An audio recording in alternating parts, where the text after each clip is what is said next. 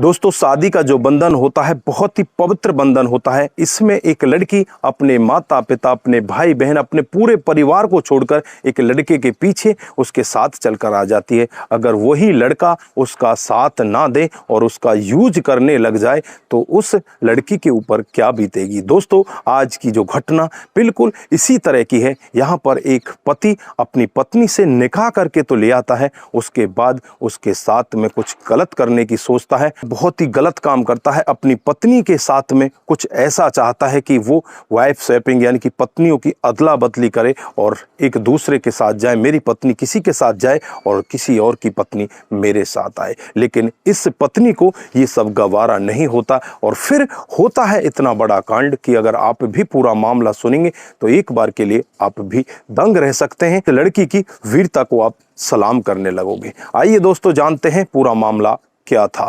नमस्कार, जय हिंद। आप देख रहे हैं एपीएच न्यूज राहुल रावत के साथ। तो दोस्तों, आज की जो हकीकत की घटना आपको बताने जा रहा हूं, मध्य प्रदेश में एक जिला पड़ता है भोपाल और इसी का कोहिफिना थाना क्षेत्र है। इसी के कोहिफिना थाना क्षेत्र की हकीकत की घटना है। यहाँ पर गुलप्सा नाम की एक लड़की, जिसकी उम्र 21 साल होती है, उसके लिए घर वाले लड़के की तलाश में होते हैं और पड़ोस में ही एक लड़का उन्हें मिल जाता है जिसका नाम होता है उमर उसकी 23 साल होती है और जो कि एक बीकानेर के होटल में मैनेजर होता है। घर वाले देखते हैं कि काफ़ी अच्छा लड़का है, क्यों ना इसके साथ में इसकी शादी कर दी जाए। फिर गुलप्सा की शादी कर दी जाती है। जो गुलप्सा की माँ होती है वो सऊदी अरब में रहा करती है और वहाँ से पैसे कमाकर अपनी बेटी के लिए भेजती है। शादी होने के बाद जो गुलप्सा होती है वो उमर के घर चली जाती है। वहाँ पर 2-3 दिन ही रुकती है। उसके बाद उमर कहता है कि क्यों ना हम बीकानेर चलें और वहीं पर होटल में रहा करेंगे। फिर अपनी पत्नी को लेकर बीकानेर पहुंच जाता है और जिस होटल में ये मैनेजर होता है उसी का एक रूम ले लेता है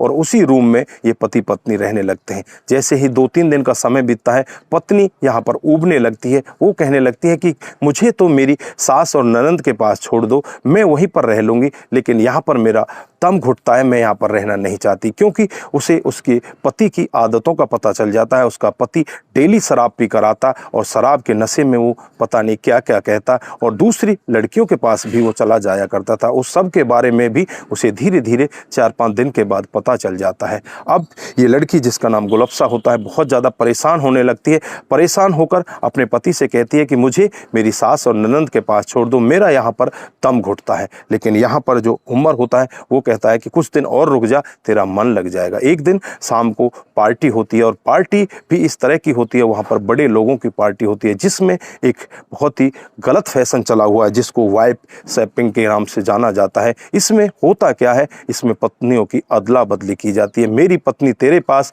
और तेरी पत्नी मेरे पास, जो कि बहुत ही गलत है। यहाँ पर ये अपनी पत्नी से भी कहता है कि तुम्हें अब दूसरे पति के साथ जाना होगा और मेरे साथ दूसरी पत्नी आएगी। जब पत्नी गुलप्सा ये सारा वाक्य सुनती है तो एकदम से बहुत ज़्यादा क्रोध में आ जाती है और अपने पति के ऊपर दहाड़ने लगती है। उससे कहने लगती है कि तुझे शर्म नहीं आती, तू अपनी पत्नी को इस तरह से दूसरे लोगों को सौंप रहा है। तू इसे अपने पति से कहती कि अगर तेरी बस की कोई बात नहीं थी तो तुझे शादी नहीं करना चाहिए था। तू अगर ऐसा ही था तो यहाँ होटल में तू पहले भी ऐसा कर रहा था, तू ऐसा ही करता रहता, तुझे मेरे से शादी नहीं करनी चाहिए थी।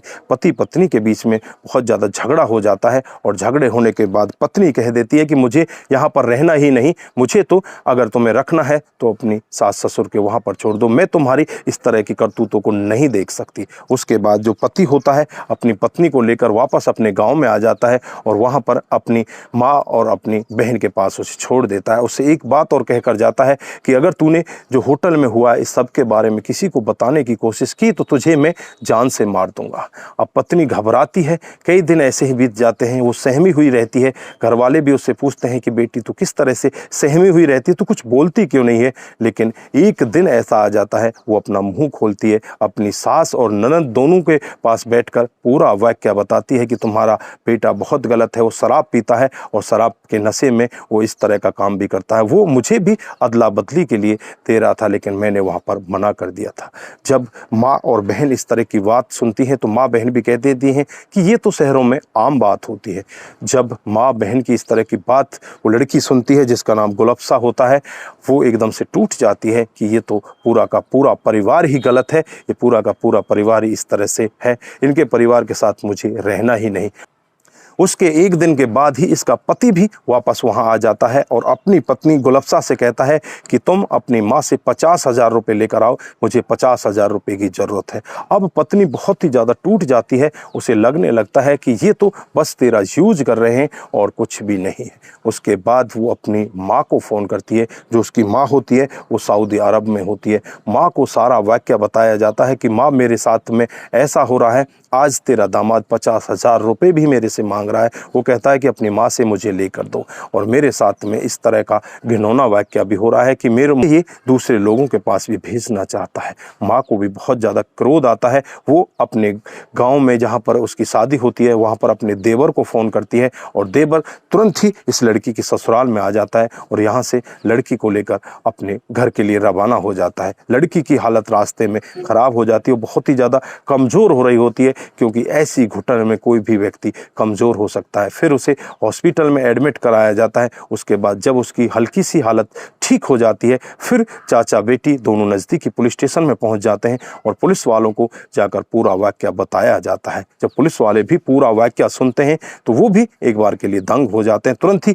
एक्शन मोड में आते हैं, और एक्शन मोड में आने के बाद बीकानेर के उस होटल से उस उमर को गिरफ्तार कर लिया जाता है। इधर इनके घर भी जाया जाता है, वहाँ पर माँ और ननद दोनों को भी गिरफ्तार कर लिया जाता है, क्योंकि इन दोनों ने भी उसका साथ दिया था। वहाँ पर जुर्म हो रहा था तो इन दोनों को उसका विरोध करना चाहिए था, लेकिन इन दोनों ने भी उसका विरोध नहीं किया, उसका साथ दिया। इन तीनों के खिलाफ मामला दर्ज कर लिया जाता है और तीनों को जेल के अंदर बंद कर दिया जाता है। इधर जो लड़का होता है वो इस लड़की से, इसकी माँ से माफ़ी मांग रहा होता है। कहता है कि मुझे माफ़ कर दो, मैं अब ऐसा कुछ भी नहीं करूँगा और मैं तुम्हारी बेटी को सदा खुश रखूँगा, मेरे से बहुत बड़ी गलती हो गई। इधर जो माँ है वो भी उससे माफ़ी मांग रही होती है, लेकिन यहाँ पर अब होने वाला क्या है ये तो भविष्य के गर्भ में छुपा हुआ है। फिलहाल के लिए उन तीनों को अरेस्ट कर लिया जाता है और उन तीनों को जेल के अंदर भेज दिया जाता है।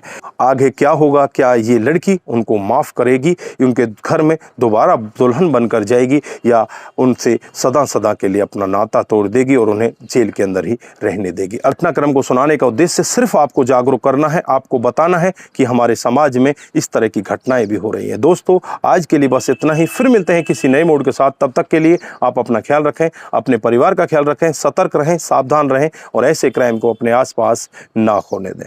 नमस्कार, जय हिंद,